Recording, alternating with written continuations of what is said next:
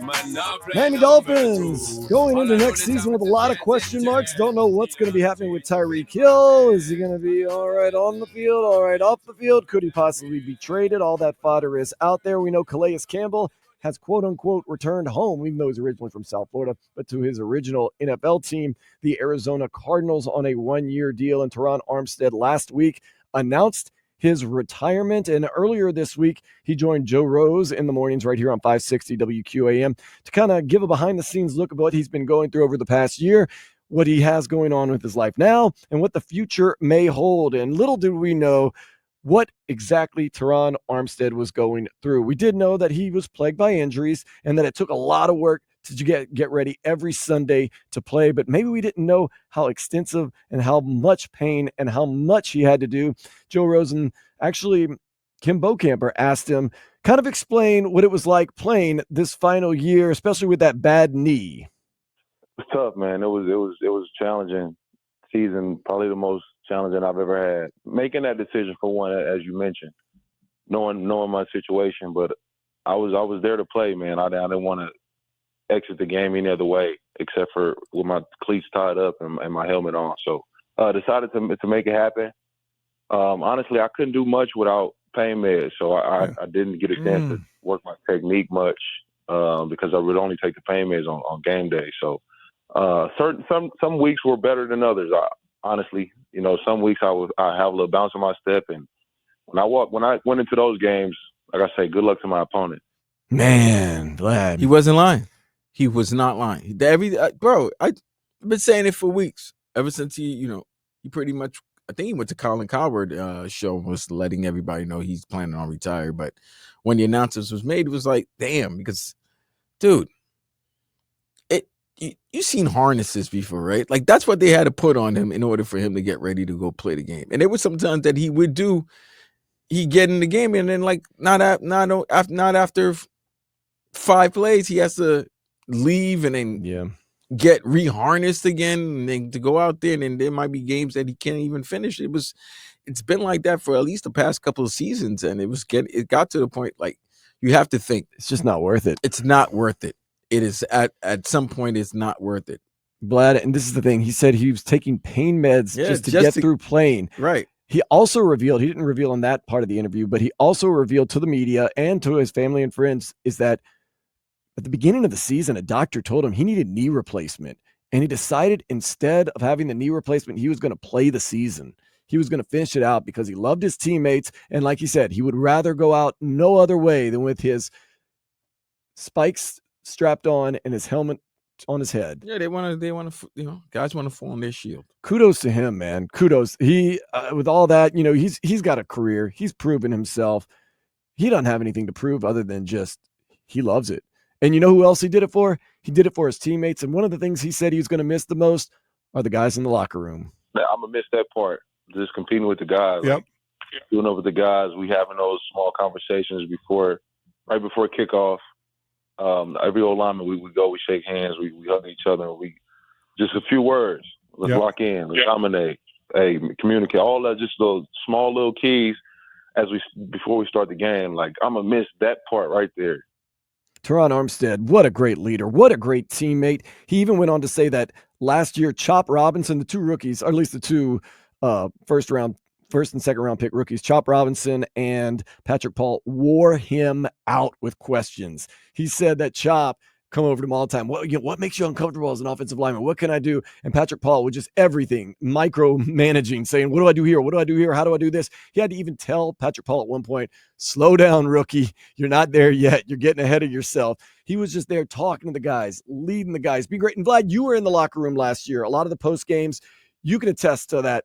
When Terron Armstead spoke, whether it was with his teammates or his media, everyone listened and everyone respected him. Yeah, man. You're always going to respect a big guy who's got talent. Who's got talent, is one of the best at their position, and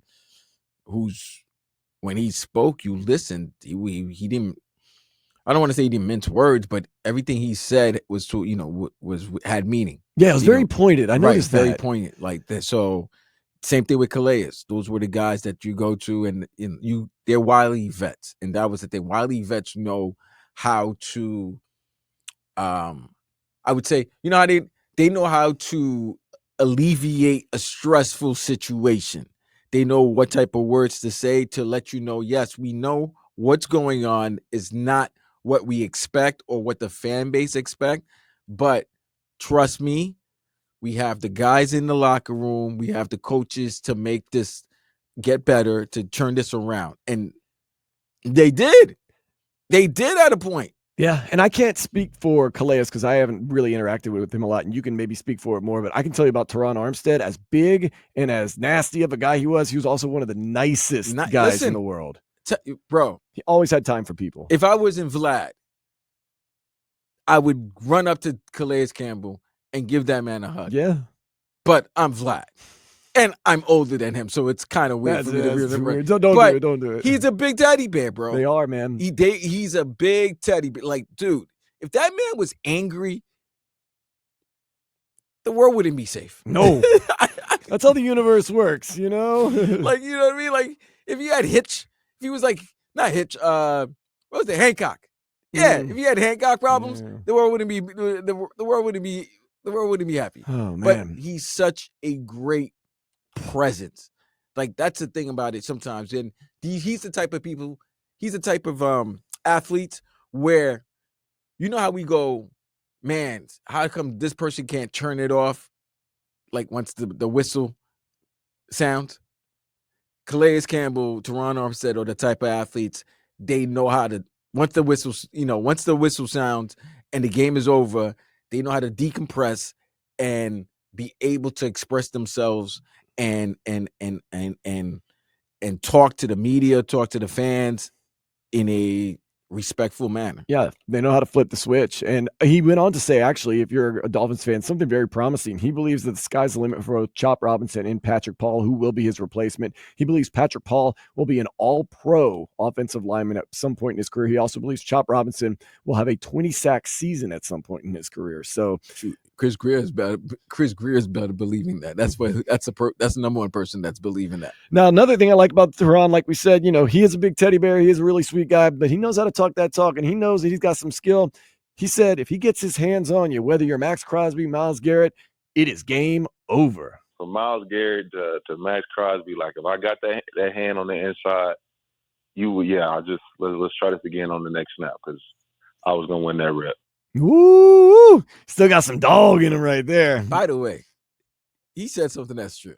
You do know, in the total amount of snaps, there's so many snaps that happen in an NFL game that a defensive end, all he has to do is win 2 out of 60 snaps. Oh, and he's great. And he's great. Well, that offensive lineman won 58 out of the 60, but those 2 snaps, got burnt. That's it. Got he's burnt. A bum. That is the opposite of base. It's like the weird baseball. It's opposite of baseball. Right. 3 out of 10. You're great. Yeah. You're great. If you do 3 out of 10 as a lineman, you're out the league. You do 3 out of 10 as a lineman, you're out the league, bro. Man. Oh, man. No glory for those guys. No glory.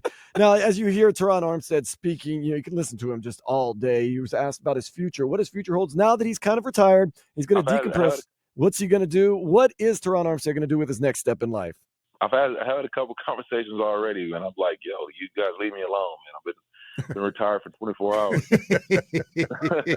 But Bo knows I spent some time with him on CBS in studio last year doing some media and broadcasting, and I appreciate you guys, Bo, you and Mike, and you guys, Bruno, for allowing me to spend that time with you. It was incredible. I thoroughly enjoyed it. So to get in that space, I would be that's something I'm really interested in. I want to be able to talk O-line, D-line in detail, and educate the fan base, the masses, the football fans, more than ever before. I'm all for it, man. If he wants to work with the local CBS crew, I think that's great. If he wants to work with WQAM, I think that's great. I'd love for him to come in here and be a part of the show. You could come and join Vlad and Dan, Sports Day show right here. Educate the masses on offense and defensive line. Although that doesn't sound like the sexiest thing, I guarantee if he broke it down for you, you would be amazed. Let me tell you this now. I think fans are dumb. But I also think they're smart, and they're smarter now than they were before. And they also know when they're given a good product. And they know, let me tell you this. For using you guys down here, Miami loves the flashy stuff. But you ask a Dolph fan right now, what is it going to take for this team to win? They're going to say the big uglies. So if they hear how to break Terron Armstead, respected, maybe future Hall of Fame offensive lineman, if he's talking if he says Patrick Paul is doing everything that needs to be done, you're going to be excited as a Dolph fan that, okay, maybe you do have your replacement for Terron Armstead. Maybe Chris Greer did reach when he drafted Patrick Paul in the second round. So, yes, if Terron Armstead is going to go and do hits and TV or radio and break down offensive line, I would definitely listen. I would definitely subscribe to it and listen, because then you know what's going on. You want to be informative. You want to be knowledgeable. So wherever environment, most of us men like to go to bars and act like we know everything about sports when we don't.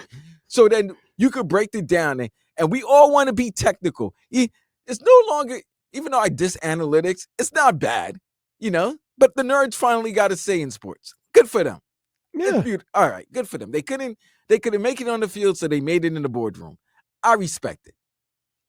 And that's what it is. You want to be informative and knowledgeable and making your opinion and in your argument. So I definitely would appreciate Terron Armstead coming on any platform and breaking down the play of the offensive line, because then you know what's going on. And if he's breaking it down and you're seeing the same thing, it lets you know that if I'm seeing it and Armstead seeing it, what the hell are the coaches doing? Right. And the other thing is, sometimes to the naked eye, we might say, oh, he got burnt. And then Terron might come in and say, oh, they pulled a double stunt. So actually he's supposed to block two guys, and he did the best by blocking the guy that was closest to the quarterback. But the other guy, there's nothing you could do. And you're like, and it's on the running back now to do that. And you're like, oh, I thought he just got burnt. They're like, no, that's why. And you're like, whoa, that totally blew my mind. That one thing I will say, one of the best purchases I've ever made was the NFL Plus and the Alt 22. So then when you get to watch the game and you're watching it like they're watching it in film, you realize that a lot of the mistakes that you thought was on one play, it was not on the play. It was actually